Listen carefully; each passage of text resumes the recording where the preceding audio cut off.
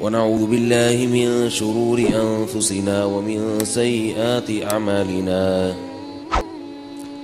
من يهده الله فلا مضل له ومن يضلله فلا هادي له ونشهد أن لا إله إلا الله وحده لا شريك له ونشهد أن سيدنا وحبيبنا وشفيعنا وسندنا محمدا عبده ورسوله صلى الله تعالى عليه وعلى آله وأصحابه وبارك وسلم تسليما كثيرا كثيرا. أما بعد فأعوذ بالله من الشيطان الرجيم. بسم الله الرحمن الرحيم. وإذا سألك عبادي عني فإني قريب أجيب دعوة الداع إذا دعان فليستجيبوا لي وليؤمنوا بي لعلهم يرشدون.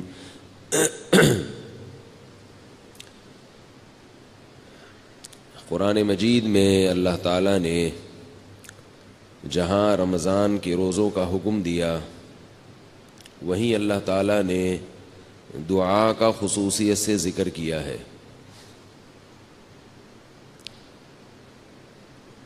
شہر رمضان الذی انزل فیہ القرآن، فرمایا رمضان کا وہ مہینہ ہے جس میں قرآن نازل ہوا.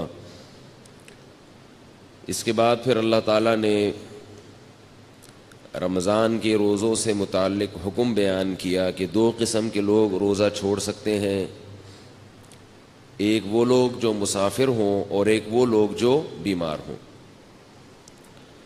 اور اس زمانے میں بعض لوگوں کی تحقیق کے مطابق 3 قسم کے لوگ روزہ چھوڑ سکتے ہیں. ایک تو وہ جو بیمار ہوں، ایک وہ جو مسافر ہوں، اور ایک وہ جن کے کل پیپر ہوں. یہ ایک نیا فتویٰ مارکیٹ میں آ گیا ہے. تو اللہ نے کتنے لوگوں کو چھوٹ دی ہے؟ 2 لوگوں کو،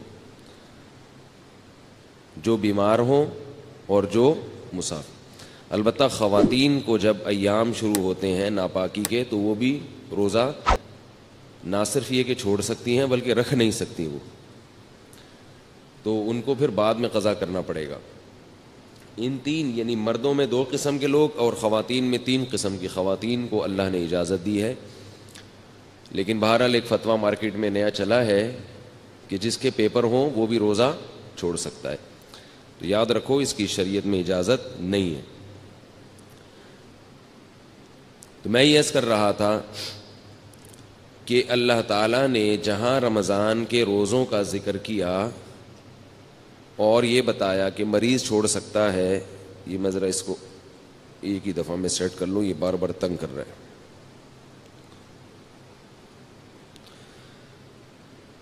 جہاں اللہ تعالیٰ نے رمضان کے روزوں کا حکم دیا اور مریض اور مسافر کو چھوٹ دی، اللہ نے وہیں پہ دعا کا تذکرہ کیا ہے. آپ سورہ بقرہ دیکھیں، جہاں رمضان کے روزوں کے والی آیتیں ہیں، ان آیتوں کے ختم ہوتے ہی اللہ کا ارشاد ہے وَإِذَا سَأَلَكَ عِبَادِي عَنِّي فَإِنِّي قَرِيب. اے نبی، جب میرے بندے آپ سے میرے بارے میں پوچھیں تو ان کو بتائیے کہ میں ان کے قریب ہوں. اجیب دعوت الداعی اذا دعان، میں پکارنے والے کی پکار کا جواب دیتا ہوں جب وہ مجھے پکارے. فَلْيَسْتَجِيبُوا لِي، فَلْيَسْتَجِيبُوا لِي، لہذا وہ بھی میری پکار کا جواب دیں. جب میں ان کو بلاؤں تو وہ بھی آئیں. وَلْيُؤْمِنُوا بِي، اور وہ بھی مجھ پر ایمان رکھیں. لَعَلَّهُمْ يَرْشُدُونَ، تاکہ وہ بھی سیدھے راستے پہ چلیں. یہ بہت اہم آیتیں ہیں. اللہ تعالیٰ نے قرآن مجید میں رمضان کی مناسبت سے جن چیزوں کو ذکر کیا وہ 3 چیزیں ہیں جن کو اللہ نے رمضان کی آیتوں کے ساتھ، بلکہ 4 چیزیں ہیں، 4 جن کو رمضان کی آیتوں کے ساتھ جوڑا ہے. ایک تو روزہ ہے،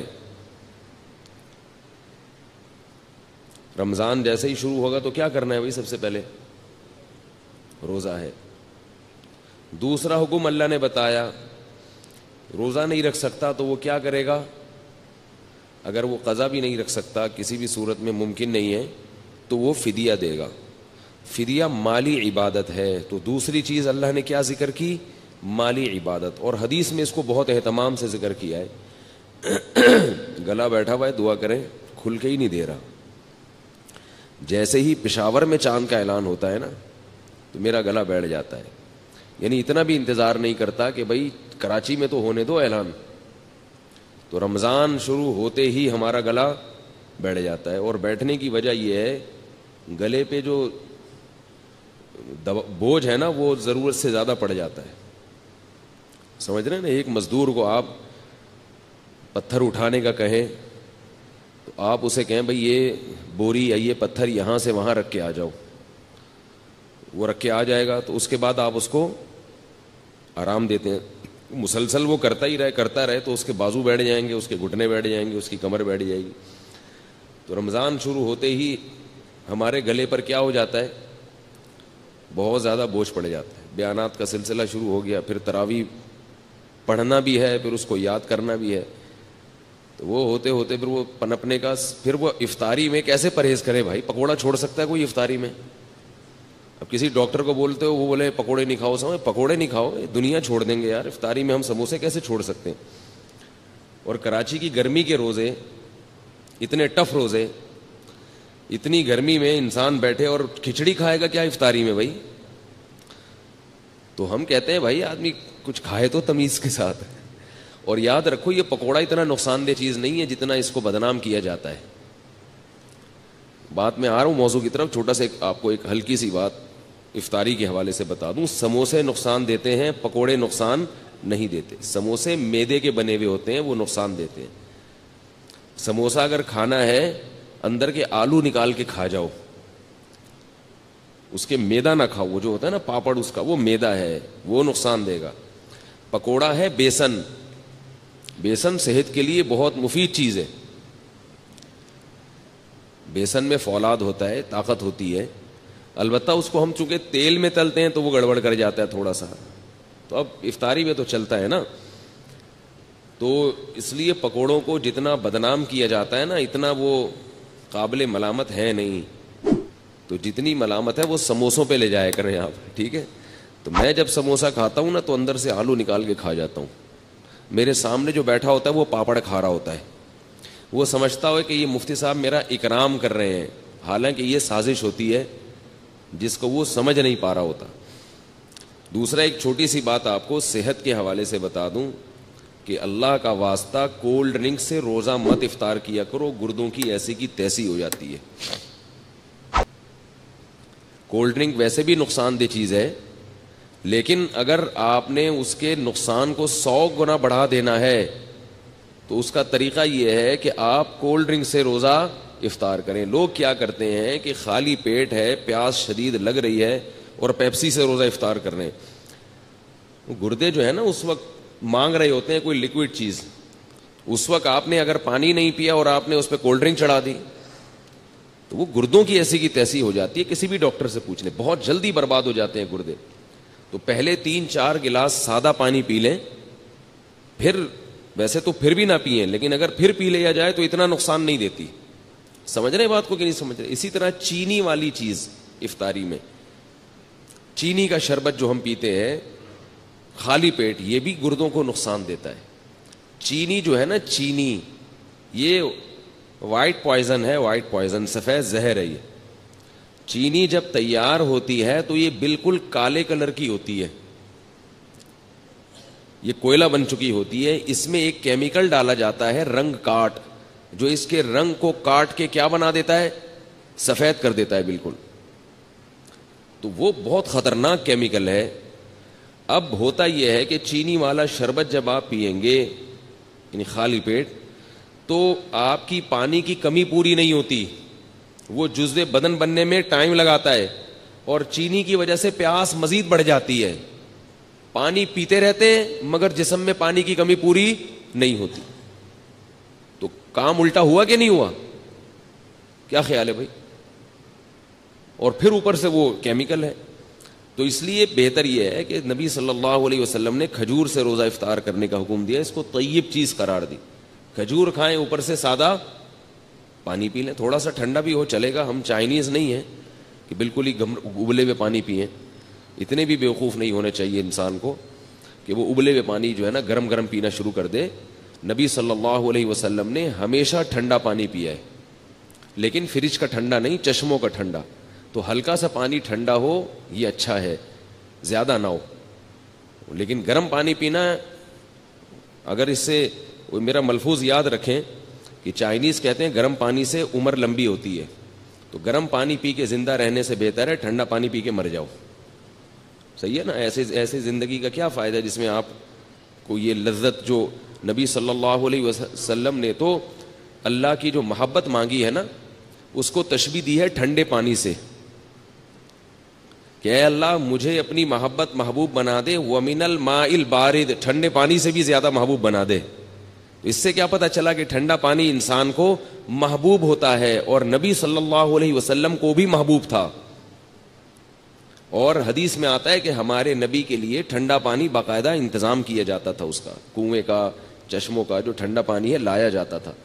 تو ٹھنڈا پانی جو نیچرل ٹھنڈا ہو یا تھوڑا بہت فریج کا رکھا ہوا ٹھنڈا, وہ زیادہ اچھا ہے بنسبت یہ جو کھولتے ہوئے گرم پانی پہ آج کل حکیموں نے لوگوں کو لگا دیا ہے, ڈاکٹروں نے بھی, اور چائنا والوں سے یہ بدعت شروع ہوئی ہے. تو یہ نہیں کیا کریں. صحیح ہے نا؟ بات سے بات نکلتی ہے, موضوع ادھورا چھوڑ دوں گا نا تو مصیبت ہو جائے گی, پھر وہ مسئلہ خراب ہو جائے گا. بعض لوگ کہتے ہیں ٹھنڈے پانی میں یہ فائدے ہیں, یہ فائدے ہیں, یہ بہت گرم پانی میں یہ فائدے ہیں, یہ فائدے ہیں. یقیناً فائدہ ہے, تبھی جو چائنا پی رہا ہے. لیکن جہاں فائدے ہوتے ہیں وہاں نقصانات بھی ہوتے ہیں. پہلی بات تو یہ وہ پانی نہیں ہے, اس میں پانی کا مزہ ہی نہیں ہے. آپ پیاس کے وقت قہوے جیسا پانی پی لو تو مزہ تھوڑی آئے گا پینے میں. تو اللہ نے تو یہ ان نعمتوں میں ایک لذت بھی تو رکھی ہے نا, کیا خیال ہے؟ لذت بھی تو رکھی ہے. اور دوسری بات یہ کہ جہاں کچھ فائدے ہیں وہاں کچھ نقصان بھی ہیں.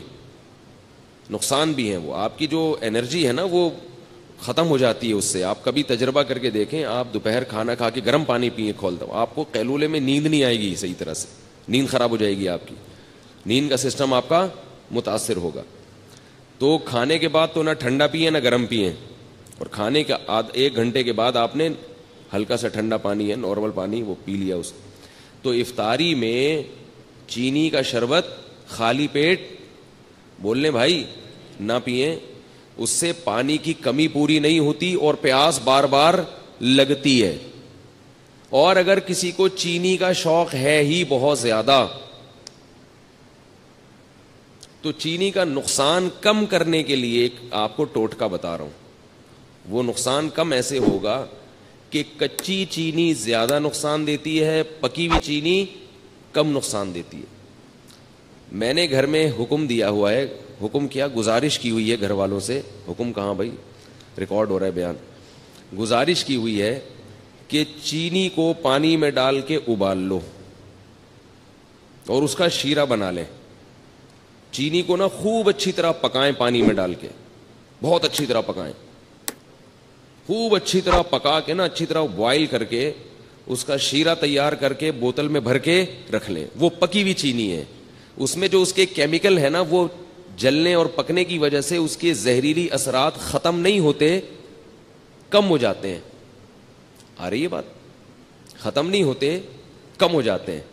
تو اب اگر وہ شربت میں ڈال کے پئیں گے تو نقصان تو پھر بھی ہوگا مگر کم ہوگا. شربت میں یا کھیر میں یا حلوے میں, جو بھی آپ لوگ کھاتے ہیں, ہم نہیں کھاتے حلوہ بھائی, ٹھیک ہے نا, تو وہ نقصان کم ہو جائے گا. اسی طرح نمک جو ہے نا, نمک وہ بھی کچا زیادہ نقصان دیتا ہے, پکا ہوا بول لیں کم نقصان. یہ جو کچا نمک ہے نا, اس سے بلڈ پریشر کا مسئلہ کھڑا ہوتا ہے. کچا نمک کھانے میں اوپر سے نمک ڈال دیا. اسی طرح جو آٹے میں نمک ڈلتا ہے, ہوتا تو آٹے میں نمک کے برابر ہے وہ, مگر چونکہ وہ کچا رہ جاتا ہے. روٹی جب پکتی ہے نا تو اندر نمک نہیں پکتا اس میں صحیح طرح. تو جو بلڈ پریشر کے مریض ہیں وہ لوگ جب یہ روٹی کھاتے ہیں تو کھاتے ہی ان کا بی پی ہائی, اور پھر الٹی الٹی باتیں پھینکنا شروع کر دیتے ہیں. وہ دیکھا ہوگا آپ نے, کھانا کھاتے ہی پھڈا ہو گیا گھر میں. تو اس کا حل یہ ہے, یہ میں ہوائی باتیں نہیں کر رہا, بڑے بڑے ڈاکٹروں کی بات کر رہا ہوں, اور جن لوگوں نے اس پہ کنٹرول کیا ان کے گھر سے بلڈ پریشر کی بیماری ختم ہو گئی. تو اس کا بھی طریقہ یہ ہے کہ یا تو روٹی میں نمک ڈالیں ہی نہیں, آٹے میں نمک ہی نہ ڈالیں, جو ڈالنا ہے سالن میں ڈال دیں, کیونکہ سالن والا نمک پک جاتا ہے. سمجھ رہے ہیں نا, جب سالن میں نمک ڈالا جاتا ہے تو وہ کیا ہو جاتا ہے, پک جاتا ہے, تو پکنے سے اس کے اثرات کم ہو جاتے ہیں. تو یا تو روٹی میں نمک ڈالیں ہی نہیں, اور اگر نمک ڈالنا ہے تو وہی طریقہ کہ جیسے چینی کا آپ نے شیرہ تیار کر لیا تو نمک کو بھی پانی میں ڈال کے اچھی طرح بوائل کر لیں, خوب اچھی طرح پکائیں اس کو, اور پھر وہ شیرہ یعنی نمک کا جو لیکوڈ ہے وہ آپ بوتل میں محفوظ کر لیں. کیا ہو گیا بھائی, بہت آپ کے فائدے کی بات کر رہا ہوں, آپ کے فائدے کی بات کر رہا ہوں. اور یہ ان کا چیزوں کا ہمارے دین اور مذہب سے بھی تعلق ہے. ہمارے نبی نے صحت کی حفاظت کا ہمیں حکم دیا ہے, خاص طور پہ بلڈ پریشر سے صحت خراب نہیں ہوتی, ایمان بھی خراب ہو جاتا ہے, گھر بھی خراب ہو جاتا ہے. جو بیوی کے مریض ہیں نا, طلاقیں بھی اکثر وہی دیتے ہیں, اور بچوں کو بھی اٹھا اٹھا کے کوٹتے رہیں گے, پھینکتے رہیں گے. جب اب بلڈ پریشر کے مریض ابا گھر آئیں گے تو بچے کانپنا شروع کر دیں گے. تو اس لیے نمک کا یہ طریقہ, تو چینی اور نمک آپ نے کیا کرنا ہے, پکا کے رکھیں گھر میں. اور اس کا بڑا فائدہ بھی ہے کہ جب چینی کا شیرہ تیار ہوتا ہے تو کسی بھی شربت میں یا اس کو گھولنا آسان بھی ہوتا ہے. شیرہ ہے وہ یوں کر کے لاؤ, لیکن اس کے لیے تھوڑی سی خواتین کو محنت کرنی پڑے گی, ٹھیک ہے نا, بہت محنت والا کام ہے یہ. اس میں خواتین کو دیگچی اٹھانی پڑے گی سب سے پہلے, ٹھیک ہے نا, پھر وہ پانی ڈالنا پڑے گا اس میں, پھر اس میں چینی الٹنی پڑے گی, پھر چولہا جلانا, یا تو اس کے ذریعے جلائیں گی یا ماچس کے ذریعے, پھر ابالنا. تو کافی ٹینشن والا کام ہے, لیکن ایک دفعہ کی ٹینشن ہے, آپ کو یہ ٹینشن باقی ٹینشنوں سے بچا لے گی. اور بہتر تو یہ کہ چینی چھوڑ دیں, شہد کھائیں بھائی. کیا خیال ہے, شہد کا شربت اگر آپ افطاری میں پی لیں تو فائدہ ہی فائدہ. نہ صرف یہ کہ گردوں کو نقصان نہیں دے گا بلکہ فائدہ پہنچائے گا. تو آج کل کوئی اتنا مسئلہ نہیں ہے, شہد کوئی اتنی مہنگی چیز نہیں ہے, خالص ہونا چاہیے شہد. شہد کا جو ہے نا وہ پانی میں 2-4 چمچے گھول دیے, اس میں تھوڑا سا لیمن بھی ڈال دیا, اور لیمو ہونا چاہیے, کچھ اور نہ ہو. لیمو کے نام پہ آج کل مذاق بھی مل رہا ہے مارکیٹ میں. لیمن ہوتا ہے ایک جمیری ہوتی ہے, بالکل لیمو کی شکل کی ہوتی ہے, وہ نقصان دہ ہوتی ہے. تو آپ نے اس کو بولا بھائی مجھے لیمو چاہیے, لیمو. تو لیمن کا آپ نے تھوڑا سا اس میں ڈال دیا, اور شہد بھی ڈال دیا, اور شربت.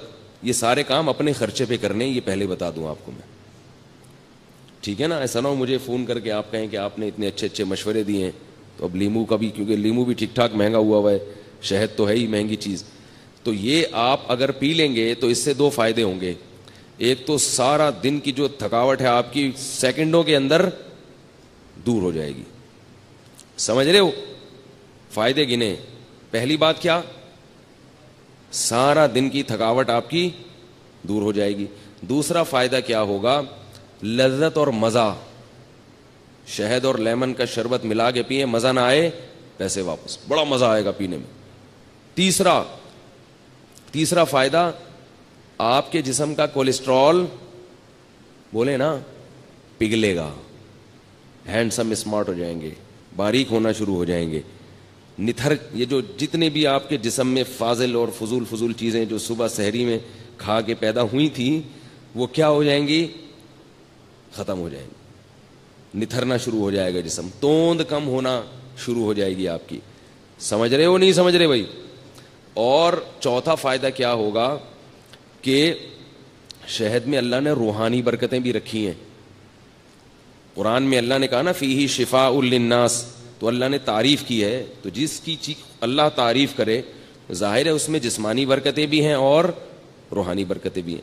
تو یہ 4 چیزیں, اور پھر آہستہ آہستہ چینی سے جان چھوٹ جائے گی. یہ 5واں فائدہ ہوگا, شہد کی عادت پڑ جائے گی آپ کو کچھ دنوں میں.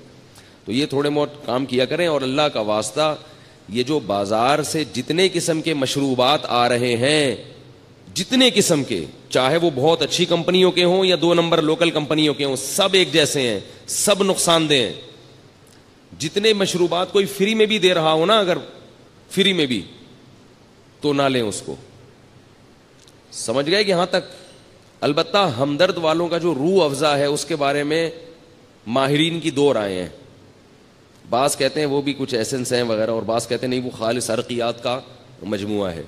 تو مجھے اس کی تحقیق, کتنی اہم باتیں ان کو فری پھوکڑ میں بتا رہے ہیں اور یہ قدر نہیں کر رہے بھائی, تو مجھے اس کی پوری طرح تحقیق نہیں ہے. وہ آپ ہمدرد والوں سے پوچھ لیں کہ بھائی یہ 2 نمبر آ رہا ہے, یا جب تک حکیم محمد سعید صاحب زندہ تھے تو 1 نمبر آ رہا تھا, وہ پھلوں کا رس تھا. ٹھیک ہے نا. اب پھلوں کا رس ہے یا پرچی پہ پھل لکھ کے وہ پرچی ڈال دی جاتی ہے, اس کا مجھے علم نہیں ہے. تو دونوں باتیں سننے کو ملتی ہیں, بعض کہتے ہیں 2 نمبر ہے, بعض کہتے ہیں 1 نمبر ہے. تو مجھے نہیں پتا کہ وہ 2 نمبر ہے کہ 1 نمبر. تو آپ کا کوئی جاننے والا ہو تو آپ اس سے تحقیق کر سکتے ہیں. باقی جتنے بھی مشروبات آ رہے ہیں باہر سے سارے بیڑا غرق کر رہے ہیں, کیونکہ جب آپ خالی پیٹ وہ پیتے ہو ان میں کیمیکلز ہوتے ہیں. وہ کیمیکلز آپ کے گردوں کو فوری طور پر متاثر کرتے ہیں. گردوں کے اتنی بیماریاں, پہلے زمانے میں لاکھوں میں کوئی ایک گردوں کا مریض ملتا تھا. تو اپنے آپ کو ڈائلیسس پہ کیوں لانا چاہ رہے ہو بھائی؟ آپ دیکھو نا ڈائلیسس کے مریضوں کو جا کے ہسپتال میں دیکھو, پناہ مانگو گے اللہ کی آپ کہ اللہ مجھے بچا لے اس عذاب سے. تو یہ سارے کیسے مریض بنتے چلے جا رہے ہیں؟ شوگر کی بیماری, گردوں کی بیماری اتنی زیادہ عام ہو گئی ہے. اس کی بنیادی وجہ یہ جو مشروبات ہیں بازار کے ڈبے جو دودھ کے آپ پی رہے ہیں نا, دودھ کے نام پہ جو مذاق پلایا جا رہا ہے آپ کو, یہ چھوڑ دیں, یہ دودھ نہیں ہے. یہ جو خوشنما پیکنگ میں دودھ آ رہے ہیں یہ سفید رنگ کی کوئی چیز ہے, یہ دودھ نہیں ہے. اس کا کسی لیبارٹری میں ٹیسٹ کروا لیں, یہ دودھ نہیں ہے. دودھ وہ ہوتی ہے جو بھینس دیتی ہے, اور یہ کمپنیاں دیتی ہیں. تو کمپنی دودھ دے سکتی ہے کبھی؟ قرآن میں آتا ہے کہ چوپائے کو تم چارہ کھلاتے اس سے دودھ نکلتا ہے. کہیں بھی نہیں ہے کہ تم کمپنی کو پیسے دیتے اس سے دودھ نکلتا ہے. قرآن میں تو کہیں بھی نہیں ہے. دودھ کہاں سے آتا ہے؟ اب یہ پہلی جماعت کے بچوں کے سوال ہیں. بتاؤ دودھ کہاں سے آتا ہے؟ گائے سے آتا ہے یا کمپنی سے آتا ہے؟ گائے دودھ دیتی ہے. ہندو اسی لیے تو گائے کی عبادت کرتے ہیں کہ وہ دودھ دیتی ہے. ہندو کو کبھی دیکھا کہ نیسلے کمپنی کی عبادت کرتے ہوں, یا ملک پیک کی عبادت کرتے ہوں, یا ملک ٹیئر کی عبادت کرتے ہوں؟ اتنی سینس تو ہندوؤں میں بھی ہے کہ عبادت کس کی کرنی ہے, یعنی ان کے لحاظ سے جو سینس ہے کس کی عبادت کرنی ہے؟ گائے کی. اور ہم کیا کر رہے ہیں؟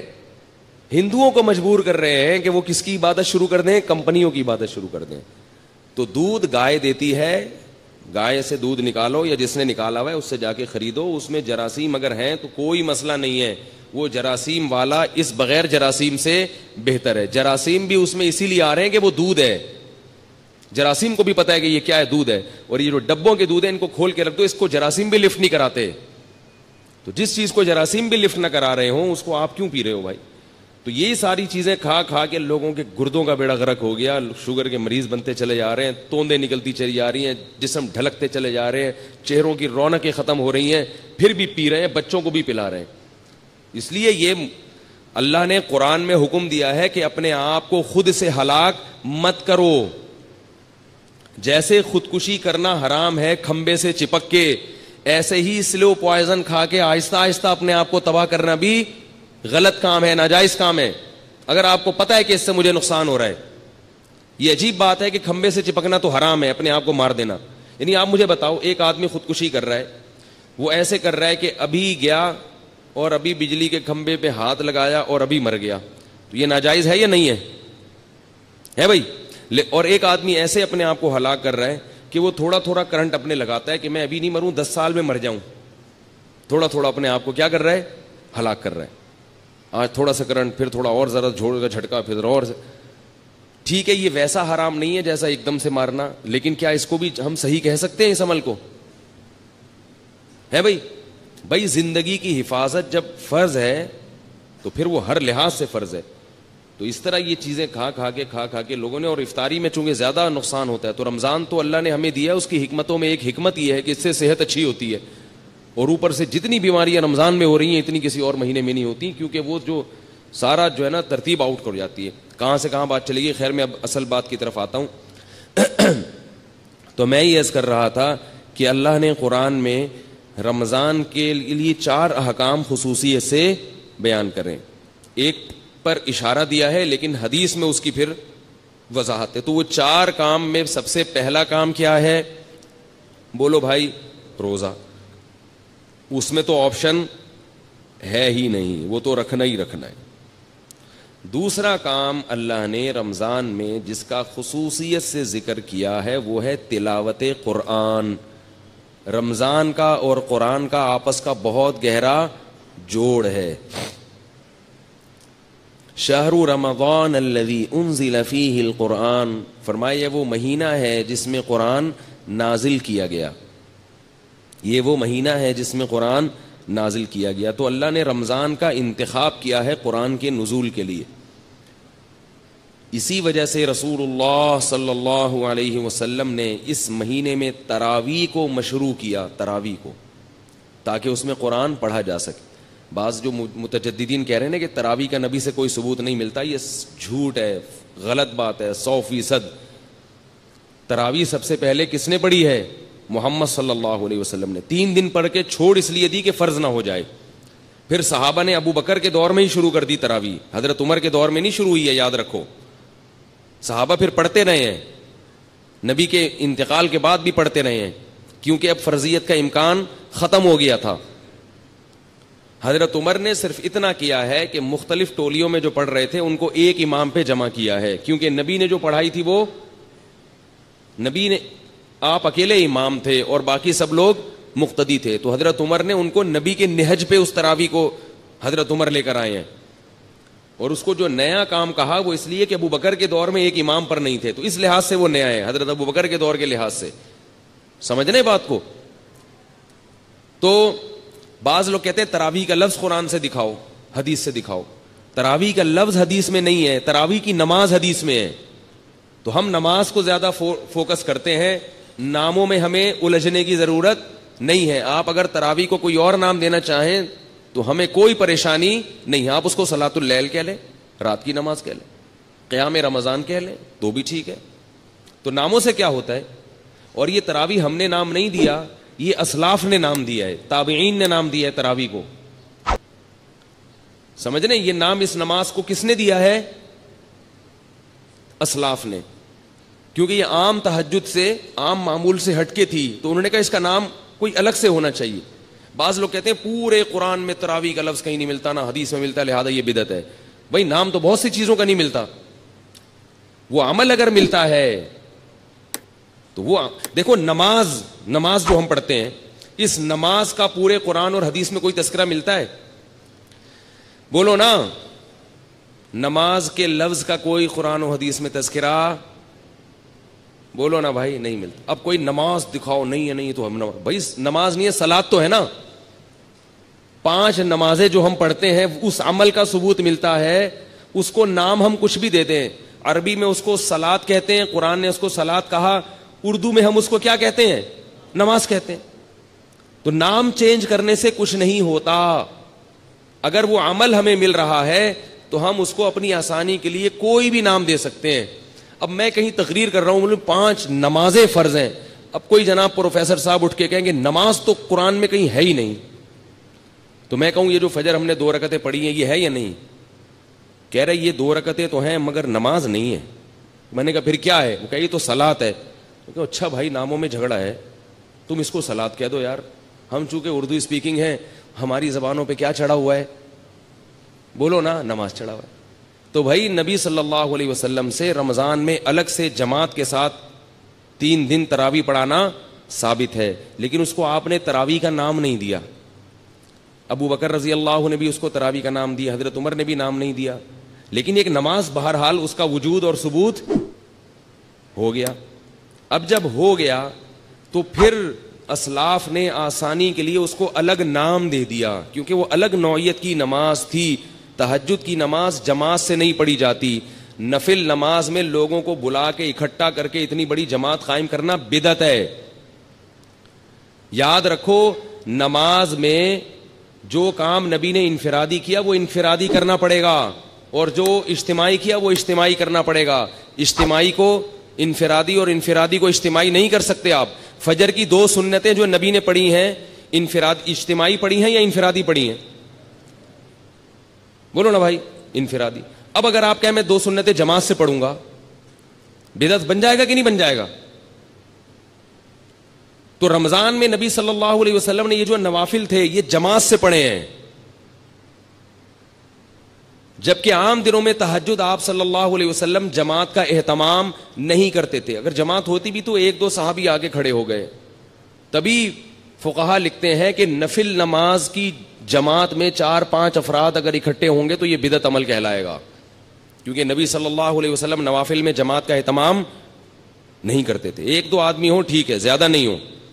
تو اب جو تراویح میں اتنی بڑی جماعت قائم کی, اگر یہ بالکل الگ منفرد نماز نہ ہوتی تو اس میں پھر جماعت جائز نہ ہوتی, کیونکہ نبی صلی اللہ علیہ وسلم کا جو 8 رکعت معمول تھا پڑھنے کا وہ جماعت سے نہیں تھا, وہ انفرادی تھا. تو اس میں جماعت قائم کرنا کہاں سے جائز ہو گیا؟ عجیب بات ہے کہ بعض لوگ جو ہے نا وہ تراویح کی رکعتیں بخاری سے لیتے ہیں اور نبی سے لیتے ہیں, اور جماعت کہاں سے لے رہے ہیں؟ حضرت عمر سے لے رہے ہیں, اور ان دونوں کو ملا کے ایک مسئلہ بنا رہے ہیں. بھئی جب آپ جماعت حضرت عمر سے لے رہے ہیں تو رکعتیں بھی آپ کو کہاں سے لینی پڑیں گی؟ حضرت عمر سے لینی پڑیں گی. اور حضرت عمر نے یہ کہاں سے لی ہیں؟ نبی صلی اللہ علیہ وسلم سے لی ہیں. تو اب اگر کوئی کہے نا یہ تراویح کا لفظ دکھاؤ تو بولا نماز دکھا دو, کیا کہ نماز نہیں تو صلاۃ تو ہے نا. تو آپ اسے کہیں جیسے صلاۃ کو ہم اردو میں نماز کہتے ہیں, اسی طرح اسلاف نے اس مخصوص نماز کو جو رمضان میں جماعت سے پڑھی جاتی تھی, اسلاف نے اس کو تراویح کہنا شروع کر دیا. اگر آپ کچھ اور کہنا چاہتے ہو تو ہمیں کوئی اعتراض نہیں ہے, لیکن یہ نماز پڑھو آپ بہرحال اور اس کو مانو. اور اسلاف نے اس کو تراویح کہا کیوں یہ بھی سن لیں, کچھ اور کہہ دیتے. یہ بھی بڑی ٹیکنیکل بات ہے, نوٹ کر لیں, نوٹ, یہ بڑی خاندانی باتیں ہیں, خاندانی. تراویح اس لیے کہا کہ اسلاف جو تابعین تبع تابعین جب یہ نماز پڑھتے تھے تو ان کا معمول تھا کہ 4 رکعتوں کے بعد آرام کرتے تھے, تھوڑا سا وقفہ کرتے تھے, تھکاوٹ دور کرتے تھے. کتنی رکعتوں کے بعد؟ 4 رکعت. تو اب 4 رکعتوں کے بعد ریسٹ. عربی میں ریسٹ کو استراحہ کہتے ہیں. کیا کہتے ہیں؟ استراحت. ہوتا ہے نا ایک جلسہ استراحہ, استراحت. استراحہ اصل میں تھا استرواح, اور اس کے جو اصل حروف ہے نا وہ را, واو اور ہا ہے, روح. اسی سے مروحہ ہے, پنکھا, مروحہ, را واو ہا آ رہا ہے نا. پنکھا کیا کرتا ہے؟ ہوا پھینک کے آپ کو راحت دیتا ہے, بشرطے کہ چل رہا ہو. کئی ایسی والوں کی تو کوشش ہوتی ہے کہ نہ دے. اگر پنکھا چل رہا ہو تو آپ کو کیا دے گا؟ راحت دے گا, اور آپ کی طرف بھی ہو, ورنہ دوسرے والے کو دے گا, آپ کو ٹینشن دے گا. تو راحت سے نکلا یہ لفظ, صحیح ہے نا. تو ترویحہ, ترویحہ راحت پہنچانے والی چیز. تو 4 رکعتوں کے کو کیا کہا جاتا تھا؟ ترویحہ, کیونکہ اس کے بعد وہ کیا کرتے تھے؟ راحت حاصل کرتے تھے. کیا حاصل کرتے تھے 4 رکعتوں کے بعد؟ راحت. اب ذرا بات سمجھنا, ترویحتن کی جمع ہے تراویح. ترویحتن کی جمع کیا ہے؟ تراویح. عربی میں جمع کم سے کم 3 افراد پہ بولی جاتی ہے, 2 کے لیے عربی میں الگ صیغہ ہے. دیکھو, رجل 1 آدمی, رجلانی 2 آدمی, رجال 2 سے زیادہ. رجل کیا ہوا, روزہ کیوں لگ رہا ہے آپ کو؟ ہمارا بھی روزہ ہے بھائی, بولے نا ذرا. رجل ہمارے بھی روزہ ہے. آپ ہمارے سامنے یہ نہ بتائیں کہ صرف آپ کو روزہ لگتا ہے, سب مسلمان ہیں. رجل 1 آدمی, رجلانی 2 آدمی, رجال بہت سارے, یعنی 2 سے زیادہ, وہ کہیں کچھ بھی ہو سکتے ہیں. ترویحتن 1 ترویحہ یعنی 4 رکعتیں. ترویحتانی 2 ترویحیں یعنی 8 رکعتیں. تراویح 8 سے زیادہ. پتہ یہ چلا کہ اسلاف کے دور میں 8 رکعت تراویح کا تصور نہیں تھا, ورنہ وہ اس کو ترویحتانی کہتے. تراویح آپ لوگوں نے قسم اٹھائی ہوئی ہے بھائی, جملہ مکمل کیا کریں. اگر وہ 8 رکعتیں کا معمول ہوتا اسلاف میں تو وہ اس کو ترویحتانی کہتے, تراویح نہیں کہتے. مصنف ابن ابی شیبہ کی روایت ہے, جا کے دیکھ لیں.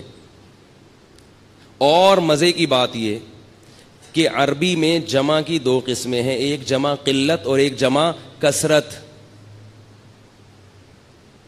جمع قلت کہا جاتا ہے 9 تک کے افراد, اور جمع کثرت اس سے بھی زیادہ.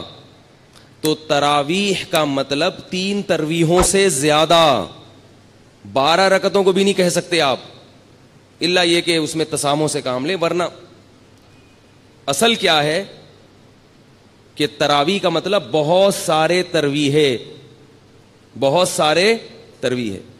تو اس لیے کم سے کم تراویح کی مقدار, یعنی اس لفظ جو ہے نا, یہ کم سے کم جن افراد پہ صادق آ رہا ہے وہ 12 رکعتیں کم سے کم, اور یہ لفظ بتا رہا ہے کہ وہ 12 سے بھی زیادہ ہیں.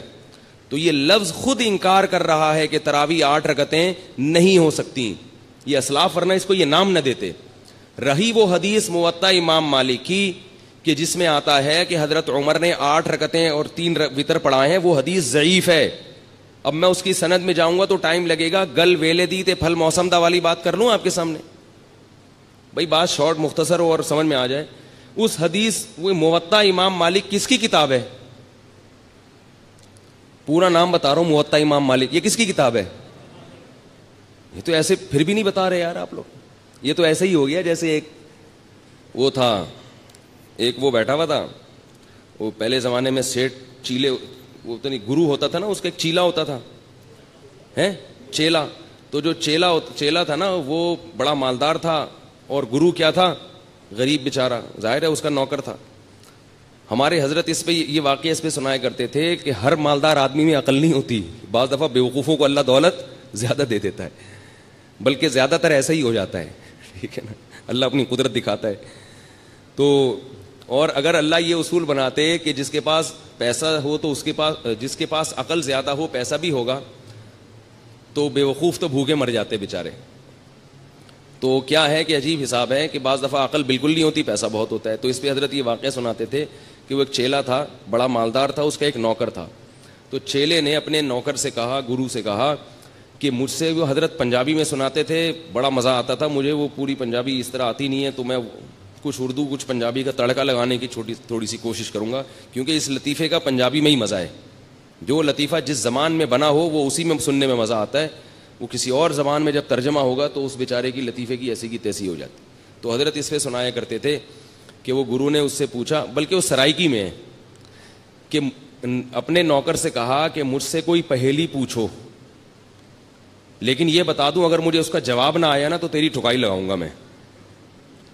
یعنی اپنے نوکر سے خود ہی اپنی ذہانت کا امتحان بھی لے رہا ہے, اور پھر یہ بھی ڈر ہے کہیں فیل ہو کے میں بیوقوف ہونا میرا ثابت نہ ہو جائے. تو کہہ رہے کہ اگر مجھے اس کا جواب نہیں آیا نا, مجھ سے حل نہیں ہوئی, تو میں تجھے چھوڑوں گا نہیں. اب وہ بیچارہ پریشان, یہیں سے بیوقوفی شروع ہو گئی نا. اب وہ کہہ رہا ہے کہ یار سوچ کے کوئی ایسی پہیلی لے کر آؤ بہت ہی آسان ہو, بہت آسان ہو, جس کا جواب آ جائے. تو اب اس نے پہلی پوچھی کہ حضور بتاؤ کہ ایک جانور ہے تے پونچھ گھمیندی ہے. گھمیندی پنجابی کا لفظ ہے, سرائکی کا لفظ ہے, سرائکی ہے نا, تو سرائکی میں یہ لطیفہ. پونچھ گھمیندی ہے, چولہے کے گرد گھومتی ہے. یعنی ایک جانور ہے جو اکثر چولہے کے گرد گھومتا ہے اور دم ہلاتی ہے رہتی ہے, صحیح ہے نا. اور مزید آسان کرنے کے لیے بولے میاؤں میاؤں کرندی ہے. ٹھیک ہے, اب تو بات ہی حل ہو گئی نا. ایک جانور ہے جو گھر میں رہتا ہے, دم ہلاتا ہے اور اکثر چولہے کے گرد گھومتا ہے اور میاؤں میاؤں کرتا ہے. بوجھو کی ہے, بتاؤ بھائی کون سا جانور ہے. اب وہ سوچ میں پڑ گیا. اب وہ کیا ہو رہا ہے, سوچ. کافی دیر سوچنے کے بعد بولتا ہے کوکیڑ, مرغا. اب یہ نوکر نے بولا میری تو آئی شامت, اگر میں بولوں غلط ہے. بڑا ہوشیار تھا. اس نوکر نے بولا حضور لگتا ہے کسی نے دسیا ہے, یہ اتنا مشکل پہیلی کا جو آپ جواب لے کر آئے ہو, یہ لگتا ہے کسی نے آپ کے کان میں چپکے سے بتایا ہے. بڑے فخر سے کہتا ہے اوئے عقل جی دوڑ ہے, عقل جی. یہ کیا ہے؟ عقل جی دوڑ ہے, عقل کی دوڑ ہے بھائی, کوئی بتا نہیں رہا ہم کو. تو میں آپ سے پوچھ رہا ہوں موطا امام مالک کس کی کتاب ہے؟ آپ کہنے پتہ ہی نہیں. تو نام تو لے رہا ہوں امام مالک کی. یہ تو ایسے ہی ہو گیا جیسے ایک امتحان میں سوال آیا, پہلے محمد بن قاسم کا پورا تذکرہ تھا کہ اس نے ہندوستان پہ 17 حملے کیے اور یہ کیا اور وہ کیا, آخر میں بچوں سے سوالات تھے, کیونکہ وہ بچے اتنے نالائق تھے آج کل جیسے اسکولوں کے ہوتے ہیں کہ وہ استاذ پیپر اتنا آسان بناتے ہیں پھر بھی پاس نہیں ہوتے. تو اب استاذ نے تنگ آ کے جو پیپر بنایا نا وہ یہ تھا, پہلا سوال تھا محمد ابن قاسم نے محمود غزنوی نے ہندوستان پہ 17 کیا کیے. محمود غزنوی نے ہندوستان پہ 17 کیا کیے, حملے کیے ظاہر ہے. دوسرا سوال یہ تھا محمود غزنوی نے کس ملک پہ 17 حملے کیے, یہ دوسرا سوال ہے. تیسرا سوال ہے کس شخص نے ہندوستان پہ 17 حملے کیے. یہ 3 سوال ہیں اور ان 3 میں ایک کرنا ہے, 2 اختیاری ہیں, ٹھیک ہے نا. کمپلسری صرف ایک ہی سوال ہے. بچے پھر بھی فیل ہو جاتے ہیں, وہ پھرے دیکھ رہے ہوتے ہیں جو لے کر آئے ہیں نا, یار اس میں کہاں لکھا ہوا ہے. تو دیکھو کہاں کتنا آپ لوگوں نے پریشان کر دیا. اگر آپ اسی وقت جواب دے دیتے امام مالک کی ہے تو پھر مسئلہ یہ اتنے 2 واقعات آپ کو اتنے حسین واقعات سننے کو نہ ملتے. تو موطا امام مالک میں یہ حدیث ہے کہ حضرت عمر نے 8 رکعتیں اور 3 وتر پڑھائے تھے. تو موطا امام مالک کس کی کتاب ہے؟ امام مالک کی. امام مالک نے خود اس حدیث کو نہیں لیا ہے, یہ ضعیف ہے. اگر یہ صحیح ہوتی تو جو اس کا مؤلف ہے سب سے پہلے وہ اس کو فالو کرتا نا. خود امام مالک کا یہ مذہب نہیں ہے کہ تراویح 8 رکعتیں ہیں, خود انہوں نے اس کو فالو نہیں کیا. سمجھ رہے ہو بات کو؟ تو اس لیے جو مجتہدین ہیں, جو فقہاء ہیں, ان کی بات کو مانو بھائی, جو ساری دنیا چلتی چلی آئی ہے. اب یہ تو اب رواج ہو گیا اتنا. پھر بھی بار بار میں یہ کہتا ہوں کہ لڑنا نہیں چاہیے ان چھوٹے مسائل میں, بس آپ کا نظریہ درست کرنا, موقف اپنا سامنے رکھنا مقصد ہے. پھر بھی کوئی 8 پڑھ رہا ہے 20 پڑھ رہا ہے تو کسی پہ طنز نہ مارو. لوگ کیا کرتے ہیں کہ ایک دوسرے پہ طنز کرنا شروع کر دیتے ہیں. تو آپ اپنے آپ کو متبع سنت سمجھیں اور دوسرے پہ طنز ماریں, یہ طریقہ غلط ہے. اور نبی صلی اللہ علیہ وسلم کے نہ یہ اخلاق ہے نہ یہ سیرت ہے. وہ بولیں بھائی اس بیچارے کی جو سمجھ میں آیا, اس کو نبی کا جو طریقہ اس کی سمجھ گیا, وہ اپنے حساب سے سنت کو فالو کر رہا ہے, تو ٹھیک ہے. اس کو اگر وہ اجتہادی خطا پہ ہے تو اللہ تعالیٰ پھر اس کو, اگر وہ اس میں صلاحیت ہے اجتہاد کی اور خطا ہو رہی ہے تو اللہ اس کو ثواب دے دے گا اس پہ. تو 2 کام میں نے بتا دیے. دوسرا کام کیا ہے؟ تلاوت. اور اسی کے لیے نبی صلی اللہ علیہ وسلم نے تراویح کو مشروع قرار دیا. پھر آپ صلی اللہ علیہ وسلم حضرت جبریل کے ساتھ رمضان میں قرآن کا دور کیا کرتے تھے, تو اس لیے رمضان میں رات کو تراویح بھی پڑھنی چاہیے اور دن میں بھی تلاوت کا اہتمام کرنا چاہیے. تیسرا کام جس کا حدیث میں ذکر ملتا ہے اور قرآن نے اشارہ بھی دیا اس کی طرف, وہ کیا ہے؟ صدقات و خیرات کی کثرت.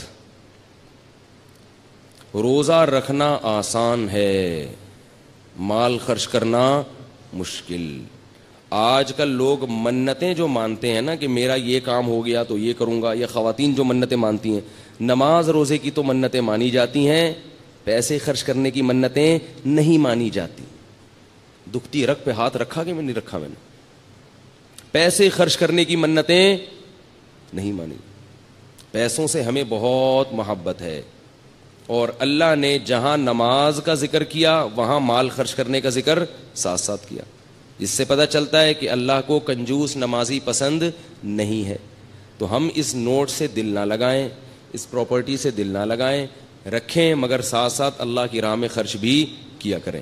آپ کو پتہ ہے کہ پہلے صوفیاء کرام کی جو خانقاہ ہوتی تھی, آج کل چند ایک کو چھوڑ کے اچھے لوگ بھی ہیں تصوف میں الحمدللہ, انہی کی برکت سے آج یہ دین قائم ہے. ہم بھی اسی تصوف کے سلسلے سے جڑے ہوئے ایک نالائق ہیں جو آج یہاں بیٹھ کے ٹوٹا پھوٹا دین کا کام کر رہے ہیں. تصوف پر رد ہرگز مقصد نہیں ہے, کسی کا مذاق اڑانا مقصد نہیں ہے, لیکن بہت سی خانقاہیں کھانے پینے کا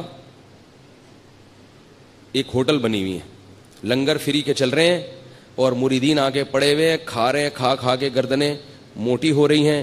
جب ان سے پوچھا جائے کہ تم یہاں کیوں پڑے ہوئے ہو تو کہتے ہیں ہم اصلاح کرنے کے لیے آئے ہوئے ہیں. ہم کیوں آئے ہوئے ہیں؟ اصلاح کرنے. چلو پھر بسم اللہ کرو, کھانا کھاؤ. پھر وہ سیٹ کوئی وہ لے آیا, دیگ لے آیا بریانی کی. تو بھائی کوشش کیا کرو جتنا ممکن ہو کھانا اپنے پیسوں سے کھایا کرو, اس سے اصلاح زیادہ ہوتی ہے. دوسروں کے پیسوں سے کھانا کھانے سے اصلاح بولو نا کم ہوتی. اور اگر خانقاہ میں ہو تو کوشش کرو کھاؤ ہی نہیں, روزے رکھو. کیونکہ روزے رکھنے سے جو اصلاح ہوتی ہے وہ کھانے سے نہیں ہوتی. تو بہرحال تو پہلے لیکن اچھی خانقاہیں بھی ہیں الحمدللہ. تو میں یہ نہیں کہہ رہا کہ لنگر کوئی کھلا رہا ہے تو وہ غلط کر رہا ہے اور جو کھا رہا ہے غلط کر رہا ہے, بدگمانی جائز نہیں ہے, لیکن تھوڑا سا اپنے اوپر بھی انحصار کرنا چاہیے نا. ایک خانقاہ ایسی ہے ملیشیا میں, میرا بھائی وہاں گئے, انہوں نے بتایا کہ جس کو بھی ملیشیا میں کھانا مہنگا پڑ رہا ہے نا, ہوٹل سے خرید کے کھانا, وہ شیخ سے اصلاحی تعلق قائم کر کے خانقاہ میں ایڈمیشن لے لیتا ہے. آنکھوں دیکھا واقعہ بتایا انہوں نے. شیخ سے اصلاحی تعلق قائم کریں گے اور خانقاہ میں ایڈمیشن لے لیں گے, اور پھر وہاں پہ لنگر آ رہے ہیں اور وہ اصلاح کی نیت سے کھا رہے ہیں. تو اگر کبھی جانا ہو تو ملیشیا میں مجھ سے پوچھ کے جائیں آپ لوگ, ٹھیک ہے نا. میں اپنے بھائی صاحب سے پوچھوں گا بھائی وہ کدھر ہے یار وہ خانقاہ, میں نہیں جاؤں گا وہاں, بات کر رہا ہوں. تو ایسے لوگ بھی ہیں. تو جیسے جب وہاں ملیشیا میں ہو سکتا ہے, حالانکہ وہ بھی ہمارے ہی ایک سلسلے کی خانقاہ ہے, تو یہاں نہیں ہو سکتا کیا؟ یہاں بھی ہے. تو اس لیے پہلے کیا تھی, خانقاہ تھی, تو اس میں جو ہمارے صوفیاء کرام ہیں وہ کیا کرتے تھے, اپنے مرید کے دل سے دولت کی محبت نکالنے کے لیے کیا کرتے تھے, کڑک کڑک نوٹ اور سکے جلوایا کرتے تھے. اس کو ہمارے حضرت جو ہے نا, ہمارے شیخ مفتی رشید احمد صاحب ایسے بتاتے تھے کہ اگر دل میں نوٹوں کی محبت ہے نا, جیسے آج تو نوٹ ہیں سکے نہیں ہیں, پہلے تو دینار ہوتے تھے, درہم ہوتے تھے, تو فرماتے تھے کہ ہم پھر یہ کریں گے کہ جس کے دل میں پیسے کی محبت ہے نا, کہ ہر وقت اپنے بٹوے میں پیسے گنتا رہتا ہے اور دیکھتے رہتا ہے اتنے پیسے ہوگا, اتنے ہوگا, اتنے پیسہ, اتنا پیسہ, تو فرماتے تھے اس دل سے دنیا کی محبت نکالنے کے لیے ایک کام کیا کرو, 5,000 کا کڑک نوٹ پکڑو اور ایک طرف ماچس کی تیلی سے آگ لگاؤ اور آہستہ آہستہ اس کو جلاؤ. کرنا نہیں ہے یہ کام کہیں آپ شروع کر دیں, شروع نہ کر دیں آپ, یہ تو کسی شیخ سے باقاعدہ اجازت لے کے, وہ آپ کے حالات دیکھ کے آپ کی نفس پکڑ کے چیک کرے گا کہ آپ کی بیماری یہاں تک پہنچ گئی ہے کہ آپ صدقہ بھی نہ کرو, آپ تو جلاؤ, آگ لگاؤ ان نوٹوں کو, لیکن آپ نہ کرنا. یہ ڈاکٹروں کی باتیں وہ ذرا اوپر کی باتیں ہیں. میں ایک بتا رہا ہوں کہ ایسا بھی کیا ہے دل سے پیسوں کی محبت نکالنے کے لیے. فرماتے کنارے پہ آگ لگاؤ, پھر آہستہ آہستہ جب وہ نوٹ جلے گا تو آپ کا دل بھی اندر سے جلے گا, بڑا کلاوازیاں کھائے گا, ہائے ہائے کیا ہو رہا ہے. فرمایا پوری گڈی رکھی ہوئی, پھر دوسرا نوٹ, پبلک بھی دیکھے گی, بولے گی کیا ہو رہا ہے بھائی ہمیں دے دو, بولا نہیں آگ لگاؤں گا. آگ جب فزیکلی کوئی کام کیا جاتا ہے نا, فزیکلی, تو اس کے اثرات بھی آپ کی باڈی پہ پڑتے ہیں, آپ فزیکلی فٹ ہونا شروع ہو جاتے ہیں. صرف بیانات سنیں گے تو صرف ذہن متاثر ہوگا, آپ کی باڈی متاثر نہیں ہوگی. دیکھیں میں اگر آپ کو بیان کروں کہ روزانہ جو ہے وہ 2 کلومیٹر یا 5 کلومیٹر جاگنگ کرنی چاہیے, روزانہ آپ سنیں گے, تو کیا آپ ہلکے ہونا شروع ہو جائیں گے؟ جب تک آپ کریں گے نہیں ہوں گے. تو اگر میں آپ کو یہ بتاؤں نوٹوں کی محبت دل میں نہیں ہونی چاہیے, پیسے سے محبت نہیں ہونی چاہیے, دنیا ہے ختم ہونے والی ہے, قبر میں نہیں جائے گا, سنتے رہو گے کچھ بھی اثر نہیں ہوگا. تو فزیکلی جب آپ اس کو جلانا نہیں, بھائی اللہ کا واسطہ بار بار کہہ رہا ہوں, اگر آپ اس کو جلانا شروع کر دیں, اور وہ آپ کہیں گے کہ پھر ہمیں کیوں ترغیب دے رہے ہو جب منع بھی کر رہے ہو, وہ پھر کسی اور وقت بتاؤں گا میں. تو ایسے جب آپ اس کو آگ لگائیں گے, ہلکی ہلکی آگ لگے گی, اور یہ آگ نوٹ پہ کم اور آپ کے دل پہ زیادہ لگ رہی ہوگی, اندر اندر سے آپ جلنا شروع ہوگے. زیادہ محبت ہوگی تو آپ کے سر کے بال خود بخود غائب ہونا شروع ہو جائیں گے, ایسا لگے گا وہ بھی جل رہے ہیں اور بغلیں بھی جل رہی ہیں, ٹھیک ہے نا, سب جلا کے آپ بالکل صاف ستھرے ہو جاؤ. تھوڑے دنوں میں آپ کے دل سے یہ دنیا کی محبت ختم, اور آپ دیکھو گے یار جلا دیا پھر بھی اللہ کھانے کو دے رہا ہے, جو میری بنیادی ضرورتیں پوری ہو رہی. تو یہ مشق کروائی جاتی تھی, لیکن آج کل منع کیا جاتا ہے, آج کل منع کیا جاتا ہے. تو آج کل اتنا ہی کر لو کہ صدقہ کر دو, 5,000 کا کڑک نوٹ نکالو, کسی فقیر کو یہ 54 چھوڑ دو. 5 روپے کا سکہ دیکھا اپنے سمٹ کے احتجاج میں کتنا چھوٹا سا ہو گیا ہے. ابھی سنیں 10 کا بھی سکہ آ گیا ہے, 50 کا بھی سکہ, اوف. تو کیا ہو رہا ہے, ہمارے ملک کی حالت کیا ہو رہی ہے؟ یہ بھی اس لیے ہو رہی ہے کہ پیسہ جمع ہو رہا ہے, خرچ نہیں ہو رہا. تو جو ہے نا یہ سکے وکے کے بجائے اب کیا ہے, کڑک سا نوٹ نکالا, اپنے بھائی کو دے دیا, بہن کو دے دیا. اور کیا ہے, رشتہ داروں میں کوئی غریب ہے اس کو دے دیا. لوگ رشتہ داروں میں جو غریب ہے اس کو زکوٰۃ دیتے ہیں, دینی چاہیے, ڈبل ثواب ہے. لیکن یاد رکھو کہ رشتہ داروں کا تو ویسے ہی حق ہے, اللہ کے بندو, ان کو تو ویسے ہی خرچ کرنا چاہیے, ان کو زکوٰۃ پہ کیوں ٹہلا رہے ہو؟ اگر کوئی رشتہ دار غریب ہے تو وہ تو آپ کی ویسے ہی ذمہ داری ہے نا, اس کا خیال کرو.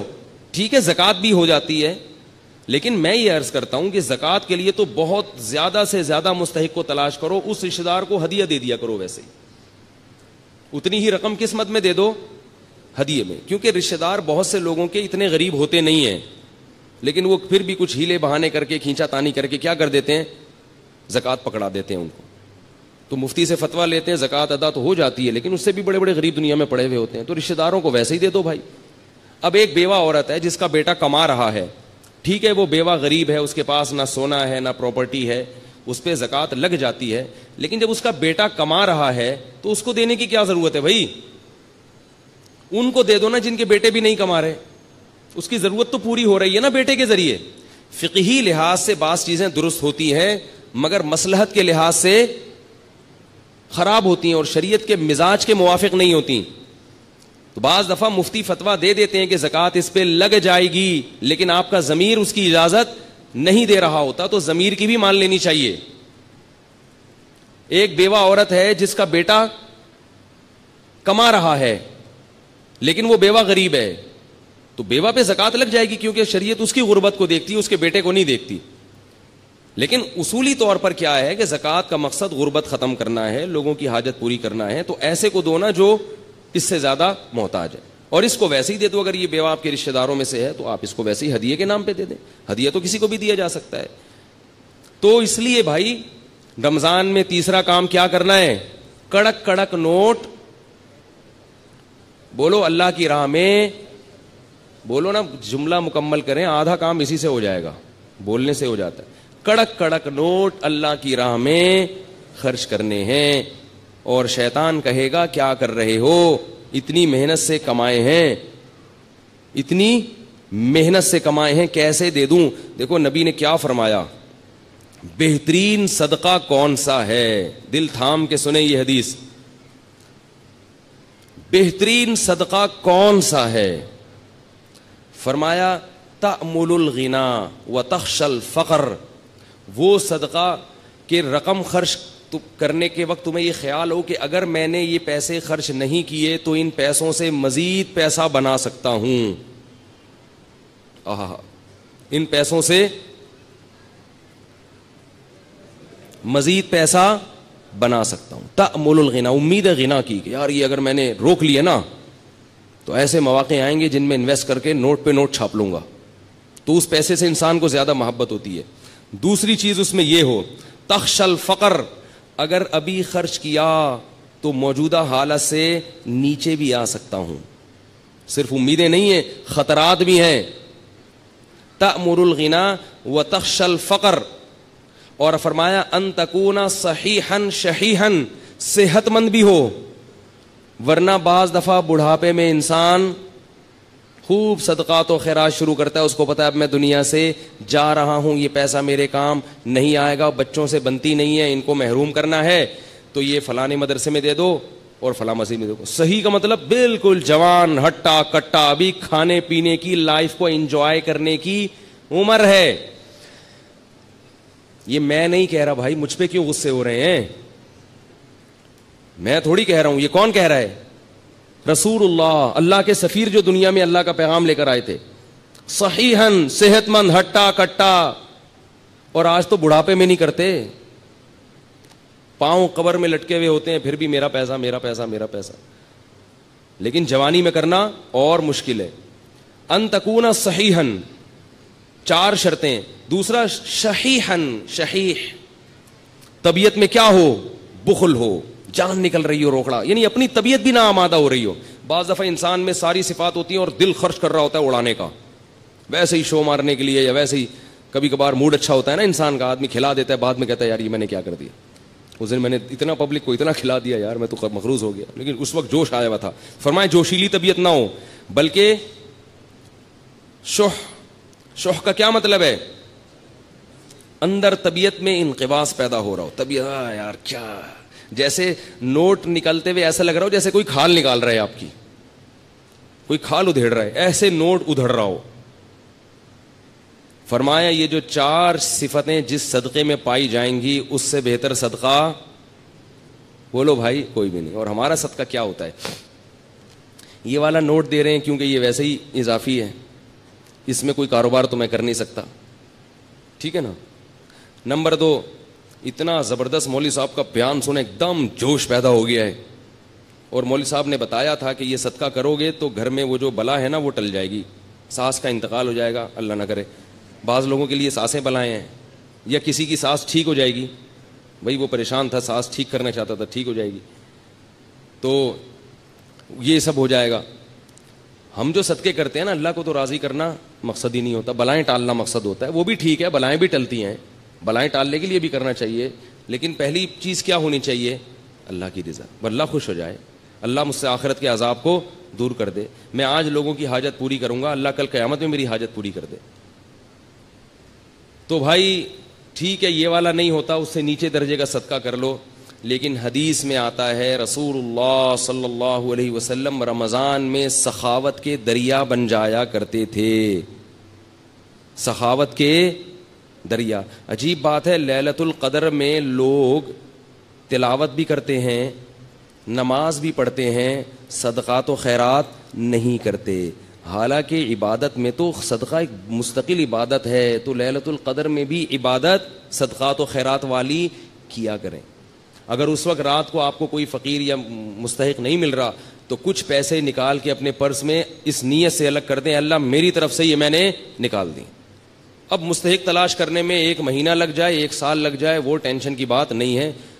الٹے سیدھے لوگوں کو نہ پکڑایا کریں. لوگ جلدی میں کیا کرتے ہیں, غلط لوگوں کو پکڑا دیتے ہیں, اس لیے کہ بھائی رمضان ہے ثواب نہ نکل جائے. تو رمضان میں اگر آپ کو مستحق نہیں مل رہا تو آپ ثواب کی نیت سے نکال کے الگ رکھ دیں گے, تو انشاءاللہ ثواب رمضان ہی کا ملے گا آپ کو. کیونکہ اب یہ جو آپ تاخیر کر رہے ہیں یہ اپنی سستی کی وجہ سے نہیں کر رہے, بلکہ اس لیے کہ صحیح ہاتھوں میں پہنچے, مستحقین تک پہنچے. آ گئی یہ بات سمجھ میں کہ نہیں آئی ہے؟ تو یہ والا صدقہ. اور دیکھو نبی جو سخاوت کے دریا ہوتے تھے, تو آپ صلی اللہ علیہ وسلم کے پاس تو مال تھا ہی نہیں. پتہ یہ چلا کہ سخاوت کا دریا بننے کے لیے مالدار ہونا ضروری, بولو نا, نہیں. اب آپ کہیں گے پیسے ہیں ہی نہیں تو صدقہ کہاں سے کریں؟ ایک آدمی خود غریب ہے, وہ کہاں سے صدقہ کرے؟ بھائی جیسے نبی نے کیا اور جیسے نبی نے بتایا. نبی نے فرمایا کہ تمہارے پاس اگر 1 کھجور ہے, 1 کھجور تو ہوتی ہے نا, اور اگر 1 کھجور بھی نہیں ہے تو مجھے بتائیں بھائی, کچھ چندہ وندہ کرتے ہیں اس کے لیے ہم لوگ یہاں سے. وہ ایک چور گیا نا کسی کے گھر میں, کچھ مل ہی نہیں رہا تھا, تو چور نے 50 روپے نکالے, اس بندے کو اٹھایا, بولا یار یہ رکھ. تو 1 کھجور تو ہوتی ہے بھائی سب کے پاس, تو صرف 1 کھجور ہے, اس سے زیادہ مسکین دنیا میں کوئی بھی نہیں ہے. تو فرمایا کہ آدھی کاٹ کے خود کھا لو اور آدھی صدقہ کر دو. فاتقوا النار ولو بشق تمرہ. اور قربان جاؤں محمد صلی اللہ علیہ وسلم کی تعلیمات پہ. فرمایا یہ بھی نہیں ہے, اگر کھجور بھی نہیں ہے, فاقے ہو رہے ہیں, تو پھر کیا ہے؟ صدقے کا مقصد دوسرے کی حاجت پوری کرنا, اس کو خوش کرنا نا. تو فرمایا ان تلقى اخاك بوجه طلیق, مسکرا کے بات کر لو لوگوں سے, ایسی بات کر لو جس سے لوگ خوش ہو جائیں. لوگ مجھے کہتے ہیں نا اب جمعے کے بیان میں ہنساتے بہت ہیں, اس لیے ہنساتا ہوں کہ لوگ گھر میں رو رہے ہیں, گھر میں رو رہے ہیں, بیویوں سے لڑائیاں, ابا سے نہیں بن رہی, چاچے سے نہیں بن رہی, وہ وراثت کھا گیا, وہ یہ کر دیا, وہ اس نے یہ دھمکی دے دی, باہر نکلے گا وہ موبائل چھین کے. کوئی ابھی جمعے میں آتے ہوئے کتنے لوگوں کے موبائل غائب ہو جاتے ہیں, روتا روتا مسجد میں آتا ہے. امام صاحب بھی اگر رلائیں گے تو کہاں جائے گی عوام بھائی؟ اس لیے ہم نے کہا بھائی ایک تھوڑا سا ہلکا ہاتھ رکھو پبلک پہ, یہ ٹینشن کے مریض بن چکے ہیں. کچھ علماء رلاتے ہیں, وہ بھی صحیح کرتے ہیں, تو کچھ کو تھوڑا سا ہنسانے دو. میں اس لیے ہنساتا ہوں کہ ہنس ہنس کے بعد سمجھ میں آ جائے, عمل ہو جائے. کیونکہ آج کل لوگوں کی قوتیں بڑی کمزور ہیں اور گھر میں رو رہے ہیں. اللہ کی قسم جو لوگوں کے فون آتے ہیں میں کہتا ہوں مجھے مت رلا یار, ٹھیک ہے نا, ایسا بیویوں سے پٹ رہے ہیں, تو میں کہتا ہوں مجھے نہ رولا, مجھے آپ کی باتیں سن کے بہت رونا. کہہ رہے ہیں ساس آئی ہوئی ہے, جہاں نہیں رہی ہے. عجیب عجیب لوگوں کی کہانی ہے بھائی. ایک صاحب نے کہا میں نے شادی کی ہے, میری بیوی نے اپنی ماں کو میرے گھر لا کے بٹھا دیا ہے, ہل ہی نہیں رہی ہیں, سارے خرچے میں اٹھا رہا ہوں. میں نے کہا ان کے بیٹے نہیں, کہہ رہے بیٹے ہیں پھر بھی نہیں. تو عجیب عجیب لوگوں کی کہانیاں اللہ تعالیٰ معاف فرمائے. اللہ سے شکر ادا کرنا چاہیے کہ اللہ تو نے ہمیں بھی اچھی سانسیں ملی ہیں الحمدللہ. اتنی ایسی نہیں ہے بھائی, اللہ کا شکر ہے یار. ہمیں تو محبت ہونے لگتی ہے اپنے سسرال والوں سے. تو خیر, تو نبی نے کیا فرمایا کہ اگر آدھا کھجور بھی نہیں ہے تو کیا کرو, مسکرا کے بات کرو.